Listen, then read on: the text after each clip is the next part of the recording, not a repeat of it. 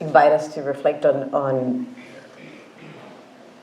the practice of gratitude. As can be viewed as like an antidote to the challenges of life, or as a practice of joy, mudita. So the Buddha said that there are like two types of people that are hard to find in the world. He said that the one who is first to do kindness, the one who is grateful and thankful for a kindness.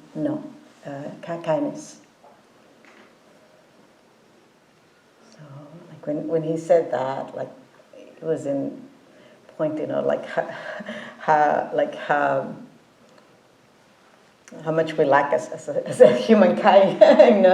It was more like indicating that when we encounter those people, that we really should treasure them.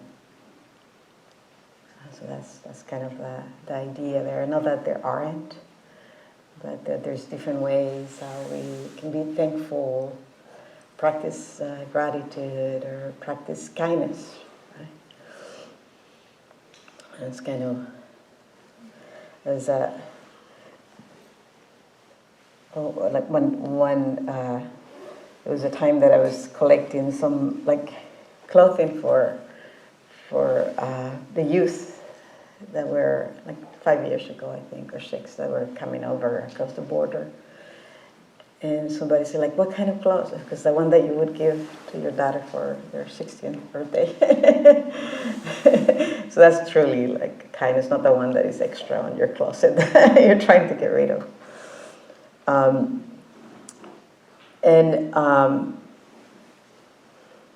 So kindness and gratitude is a lot of what we're invited to cultivate and practice.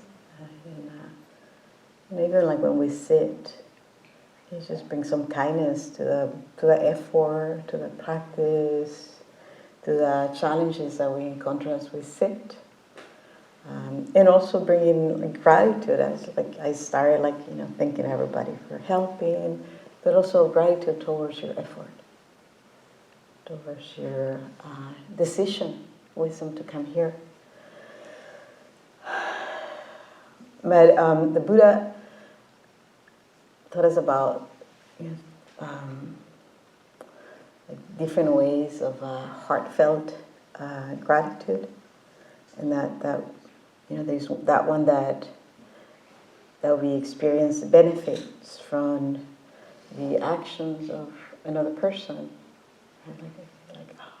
You actually experience that, something did something, and you're like, oh, that feels good.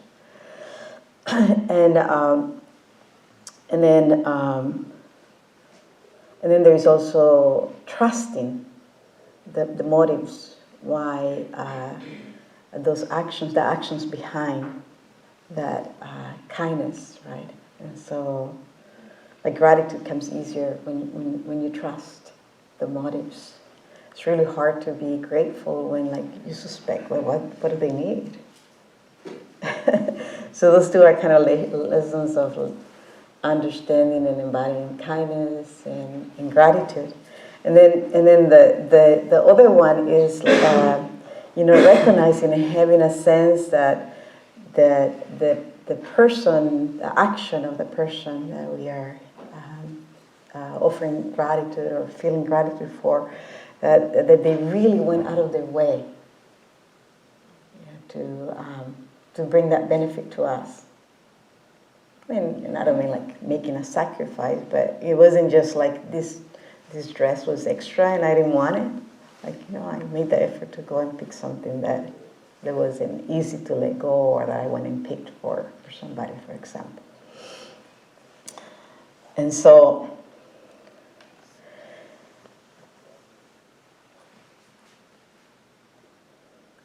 there's the gratitude and the appreciation But the gratitude requires a little bit more of like, awareness, more practice. Appreciation kind of comes a little bit easier, and sometimes, it's easier to just kind of like mix them. I think that we're really actually practicing gratitude, and it's not that they're separated. So I'll just like give you an example. I was saying that I was going to share how I just came back from a trip, and I did a very challenging trekking. 5 days, almost 5 days trekking in the jungle, and I was smiling after at the end when I was like meeting with some friends over Zoom, like, oh, how did you make it? And I'm like, oh, well, at the end I realized like I did made it through because I practiced gratitude. But in the moment I didn't really think about it. But then when I reflected, oh yeah, that's really what did help me. And like all these 3 things that I just mentioned, it just kind of showed up. But when you're like I don't know if I'm gonna make it, like you don't think like right. But then as you reflect, right? So it wasn't easy, I'd say, but I had to kind of train myself, and so each of the segments of the trek were about 10 kilometers. It's like, up and down, up and down. And when you're going down the first time, you're like happy, and then you realize whatever goes down is going to go really up, right? And so on the second, I don't know how to say it in English, but the second part, like the second trekking that we did, I was like really like just getting very slow and feeling exhausted. And obviously the group, we were about 11, just naturally separates between the fastest, the middle, and the slowest, right? And I realized, that's why there are 3 guides here, because this naturally happens. So then the guy is behind. He says, if you want, I can carry the backpack for you. I was like, no, that wouldn't be fair. It was, you would feel a lot better if I carry it for you. I was like, well, no, I just started out when I carry my backpack.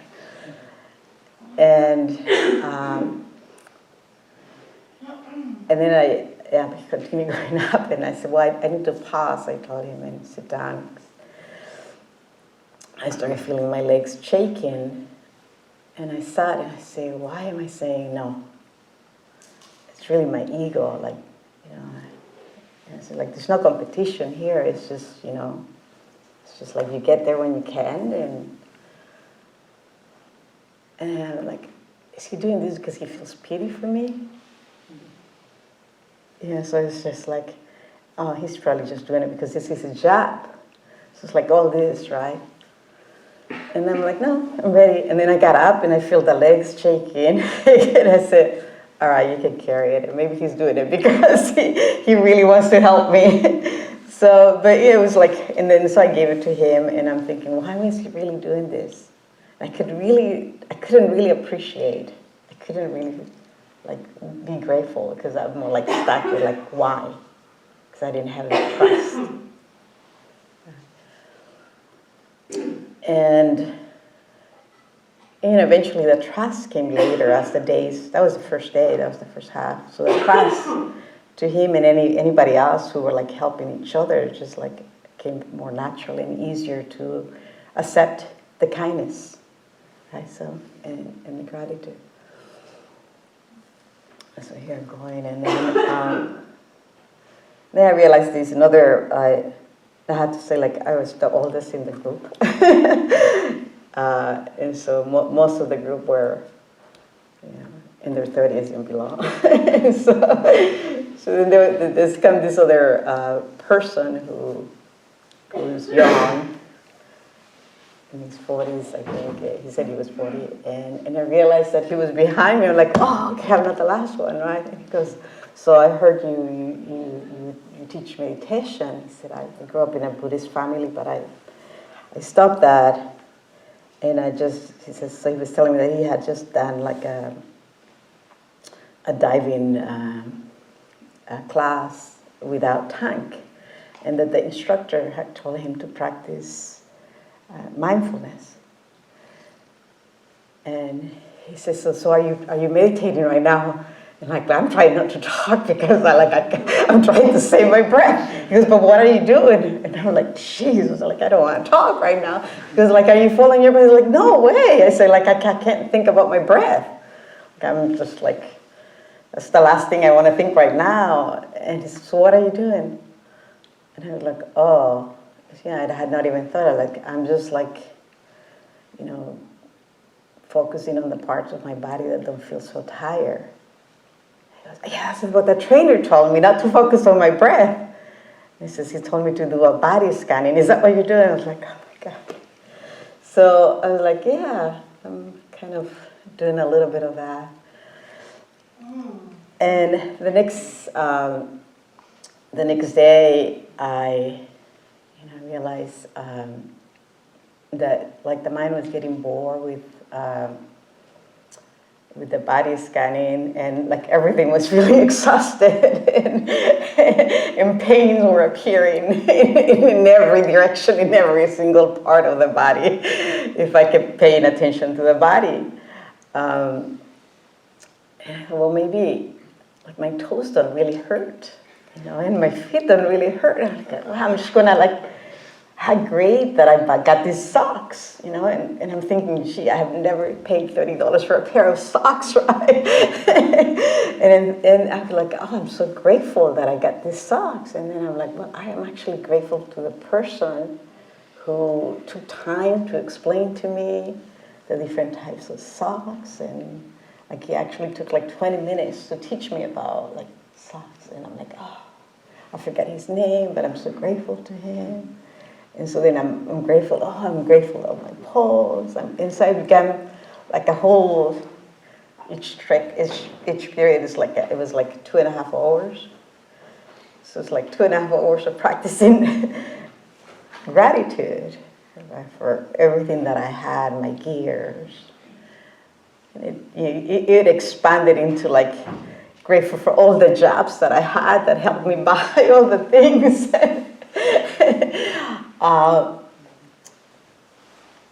And grateful for nature and the cloud that just appear and cover the sand.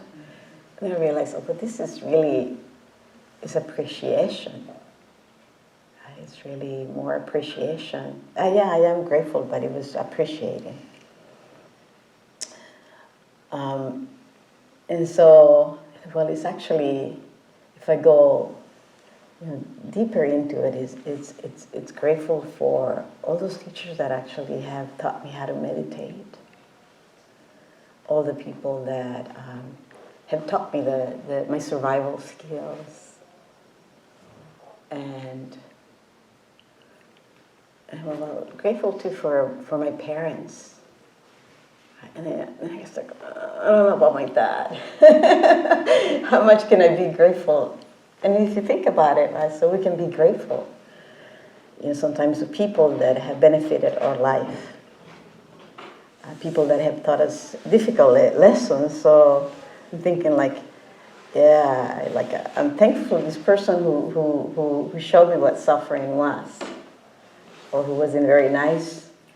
But can I really be grateful? Like I'm thankful for the lessons, but can I really appreciate that person for being so mean? And so, because not every parent really treats their children kindly. But we can still be thankful or grateful that they gave us life. And their grandparents gave them life. And that's it. Just grateful for that. Whatever else is in between, it's the practice that we can do of understanding the imperfections, practicing forgiveness or kindness. As I was practicing kindness with my body, and the parts of my bodies that were not really responding as the other parts, I could only have kindness for that and not change my knees. And so I know this is not I know we're not, I forget to remember. So then there was the reflection on kindness. Right? So I had taken Advil. It's not a commercial here, but I had like prepared. Okay, I'm gonna take Advil, and I took the clear ones, the liquid ones, because they work faster on me. Right? And so I had taken exactly, like, one for prevention and one in case that I needed more at nighttime. So I had exactly for each day, because when you're there, like every ounce really weighs a lot. And then I had bought a little tube of, like for muscle, I forget what the name is, but like a cream to, for muscle aches. And so, as the day and the time progressed, there was another young man who was always behind because he had knee problems. And so part of me was like, oh, I'm not the only one. But then I felt like so much sympathy for his pain and so much appreciation that I was just exhausted but not experiencing a lot of pain. So I pulled the muscle cream that I had and the Advil, and I said, you can use it if you want. He's like, no. He goes, no. And I remember, that's what I said to the guy. He probably thinks that I'm here. It's like, I said, you're actually going to help me because it's like 1 ounce. It feels like 5 ounces, so you can keep it and carry it for me. He goes, okay. And then he accepted the Advil. Eventually, he kept asking me for more Advils, and I had to give him, and then the other person. The last one, and which it was okay, except when I gave the last one, and I was like, oh my gosh, what if I get pain now? But I did give it to the person who asked for it. And so, on the way back on the last day, the partner of the young man who I had given him the cream, he was always in front of the group. And he came to me on the last day. He goes, I'll carry your backpack. It's like, it's like, I drank all the water. I said, it's okay. He goes, I don't mind. And I go, here I am, like not trusting him. He looked at me and goes, you're just a nice person. It doesn't hurt me to help you. I have no weight on me. He didn't have a backpack because his boyfriend had decided to come back on mule because his knees gave up. So he sent his backpack with the mule. He says, I don't mind carrying it. And so he bought the backpack all the way back. So I didn't have the backpack with me, which was easier. So which, remind me, someone thinking, wow, like this guy is so nice. Like, what a nice guy, right? Like, why is he doing this, And because he was always in the front, we didn't really exchange a lot of communication.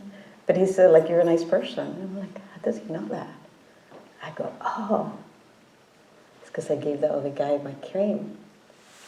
And so, which is, a lesson, like, cherishing and like acknowledging and honoring or good karmas or good intentions that we all have,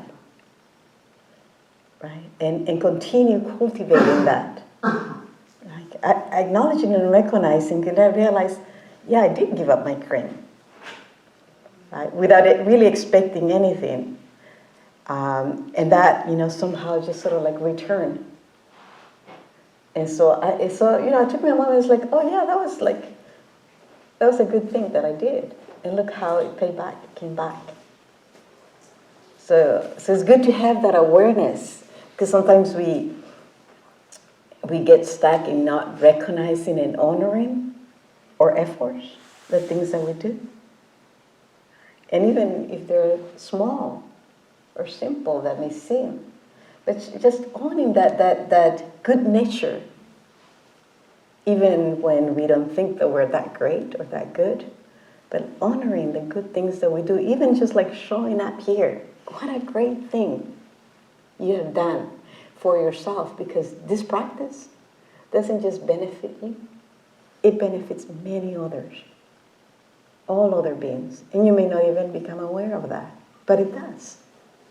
So honoring that and having gratitude for your effort is also a practice of cultivating kindness, appreciation, and gratitude. So, did I do anything else that I wanted to share?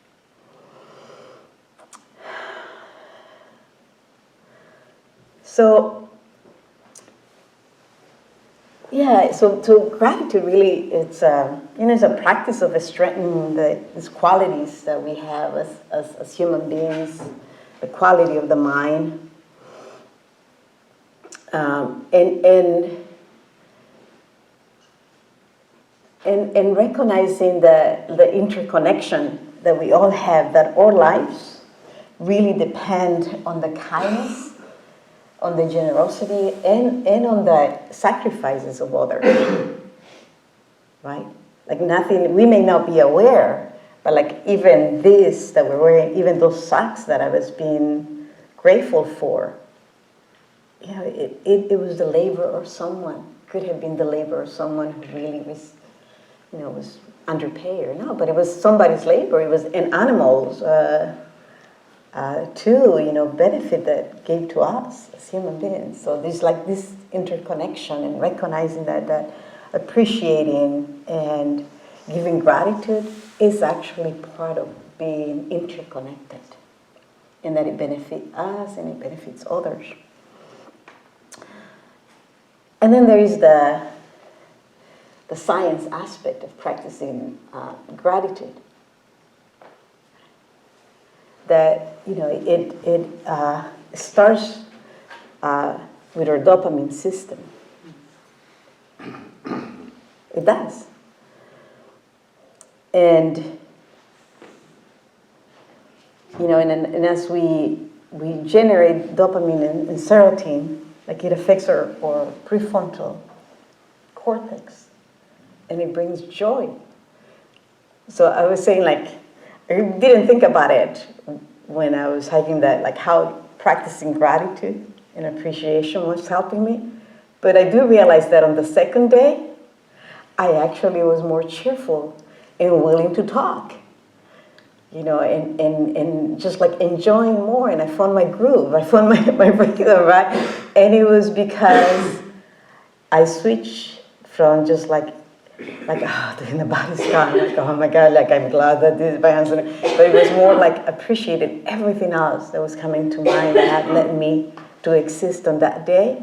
And it just brought joy without even thinking, right? Just like my body. I experienced more joy, I could smile, I could talk, and I could answer all the questions that the guy had about mindfulness, and we had a great time.